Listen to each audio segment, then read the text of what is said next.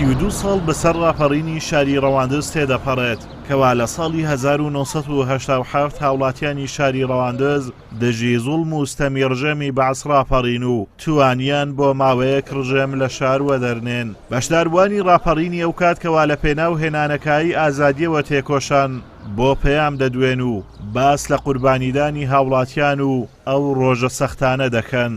ڕۆژی 95 لە بەرەبەیانەکەی تقریبن دەوری سەعات دە ئەوانە بەولاوە کە ویستیان چەند خانوویەک تێک بدەنیدی خەڵکەکە لیان ڕاپەڕین و تقریبن 10-12یان هەر لە گەروێ ڕەزا کوشت لە سەربازەکانی باز کە یانە و سیارە لێیاندان ئەو کاتێک کە شۆفەر ویستی خانەکان تێک بداتن.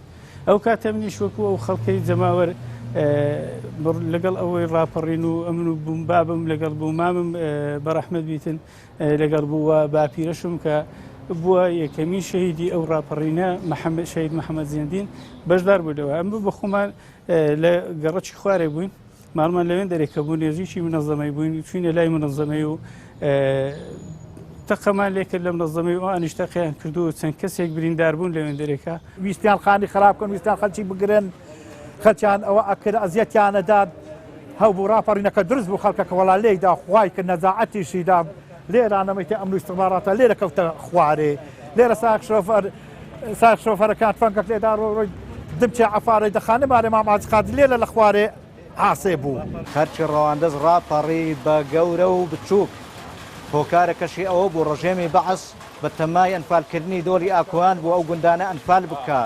ڕژێمی بەعس هەجوومەکی هینا هەجوومەکی بەقەوت خەرکەکە لێرە ڕێی پێگرتووە ئەوە هەموو خەرچی مەبوو لێرانە ڕێی پێگرتن لێرانە بەردی دانان و تەقەی لێکردن لێ نەگەڕا شتەکە سەری بگری.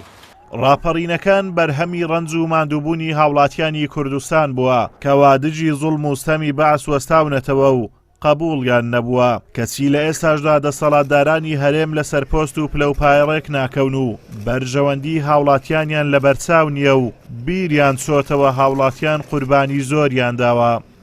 هەڵبەتە خەڵک بۆ خۆشگوزەرانی و بۆ گەشتن بە ژیانێکی سەرفرازانە قوربانی و خەباڵ تێکۆشانیان کرد نەک ئێستا ئەوەی ئەبینین کە لایەنە سیاسیەکان لەسەر پۆست و پلە و لەسەر مووقع ناگەن نەتیجەک بۆەوەی حکوومەتی هەرم پێک بینن. ڕاپەڕینی خەڵکی شاری ڕەواندز لە ڕۆژگارێکی یەکجار سەخت ڕوویدا لە پێناو ژیانێکی ئازاد و ئاسوودا بە ئامانجی ڕزگاربوون لە دەسەڵاتی دکتاتۆری عراقی و گەیشتن بە ئاواتەکانیان. لە ڕاپەڕینەکەش 3 هاوڵاتی شەهید بوون و 13 بەشداربووی تری خۆپیشاندەریش ئەنفال کران. هاوڵاتیانی شارەکەش پێیان وایە ئامانجەکانی ڕاپەڕینەکانیان نەهاتوونەتە دی و ئاوەڕی جدیان لێ نەدراوەتەوە. ئازادۆمەراوەی کەناڵی ئاسمانی پەیام قەزای ڕەواندز.